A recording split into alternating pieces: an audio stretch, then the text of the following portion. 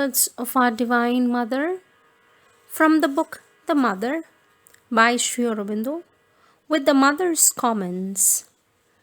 Comments on Chapter 3, page 62, passage.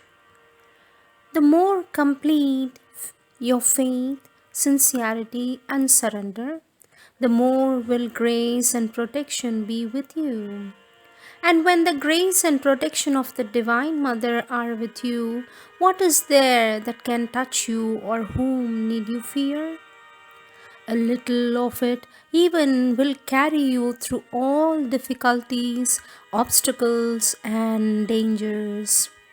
Surrounded by its full presence, you can go securely on your way because it is hers, careless of all menace, unaffected by any hostility, however powerful, whether from this world or from the worlds invisible. Its touch can turn difficulties into opportunities, failure into success, and weakness into unfaltering strength. For the grace of the Divine Mother is the sanction of the Supreme, and now or tomorrow its effect is sure, a thing decreed, inevitable and irresistible. These are the words by Sri Aurobindo in the book The Mother. The question on this passage, the first question, what does decreed mean? For this, our mother says, it comes from the word decree. It is a law. It is something it is decreed that such and such a thing will be done in such and such a way. For example, governments pronounce decrees on what ought and what not to be done. These are official orders. So in this case, it is an order from the Supreme. It is an inevitable order. Surrounded by full presence, says Sri Aurobindo, surrounded by full presence, you can go securely on your way because it is hers. For this, the mother says, it is the same way. From the moment you are surrounded by the divine grace and are in a fit state to receive the divine grace, your way and hers have become one and the same. Question: what are invisible worlds? For this, mother says, that is a formidable question. You have heard and read, says mother, you have heard and read that we are made up of various states of being. That's physical, vital, mental, psychic, spiritual, etc. Well, all these inner states of the being correspond to invisible worlds. There is a physical world, a vital world, a mental world, a psychic world, and many spiritual worlds, a whole range of many and more of subtle worlds approaching nearer and nearer to the Supreme.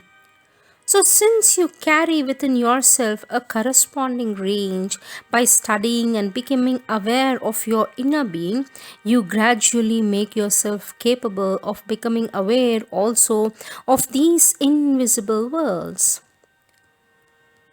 For example, if the mind is conscious, coordinated, well controlled, it can move about it in the mental world just as the body does in the physical world and see what this mental world is like, what is going on there, what are its characteristics, and so on. These things are not invisible in themselves, they are invisible to the physical consciousness and the physical senses, but not to the corresponding inner state of consciousness or the corresponding inner senses. For by a systematic development, one can acquire senses in these worlds and one can live in a similar life with different characteristics. I mean that one can live an objective life in these worlds if one is sufficiently developed oneself. Otherwise, they won't exist for us. If we did not carry in ourselves something corresponding to all that exists in the universe, this universe wouldn't exist for us. And it is only a matter of systematic and methodological development. Some people have it spontaneously for various reasons, usually as a result of a long preparation in previous lives, sometimes because of especially favorable circumstances. They are born in a certain environment of parents who have developed these faculties and they were helped to develop them from childhood. Other people have to acquire them systematically by inner discipline. It takes time, a long time. But after all, it does not take much longer than for the brain of a child to grasp abstract mathematics. That takes years. Next question. Do these invisible worlds exist in a fixed place in the universe? For this mother says, they form part of the universe, of course. Yes, one can say that they exist in a fixed place. But to understand these things, requires a mind capable of understanding that there are other dimensions than the pure material dimensions.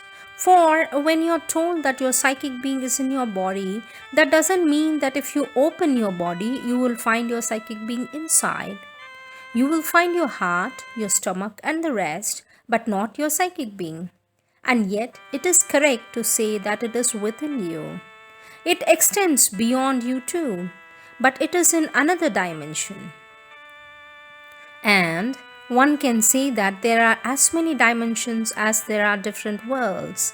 Certainly, all these invisible worlds, the so called invisible worlds, are contained, so as to say, in the material universe. But they don't occupy the place of other things. To make an imperfect comparison, it is valid only as a comparison. You can hold countless ideas in your brain, and you certainly don't have the feeling that you have to drive one out so that the another can come in, do you? They don't occupy any space in that sense. And the conditions needed for its creation? In this Sri Aurobindo says, ask for nothing but the divine and the supramental truth, its realization on earth and in you and in all who are called and chosen, and the conditions needed for its creation and its victory over all opposing forces. Our Divine Mother says they are innumerable and vary with the person and the circumstances. But ultimately, they can be reduced to what he said in the beginning or a little further on, I forget, here. Faith, sincerity, and surrender. These are the required conditions. And afterwards, Sri Aurobindo describes what kind of faith, what kind of sincerity, what kind of surrender. These are the required conditions so that the divine victory may be won over the hostile forces, the conditions on your side. Her conditions, the Divine Mother's conditions, I suppose, she fulfills spontaneously, are to be responded by aspiration to have power, to the aspiration to have power, clear-sightedness, knowledge, and will. That is obvious. So one has to give her a field for her work and conditions under which she may work. And these conditions are faith, sincerity, and surrender. A pure, unmixed faith, perfect integral sincerity, and an unconditional surrender.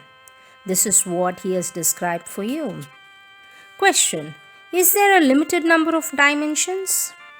Mother says, limited or unlimited? What are you asking? How many dimensions? Should we ask the mathematicians or the occultists? The occultists. Well, in a certain way, the number is limited. But since in each dimension there is another limited number of subdivisions, and since in these subdivisions there is again a considerable number of subdivisions, we can say that it is limited, yet it is unlimited. So if you understand, you're lucky. Question: if the number is limited, how many are there? Mother says 12.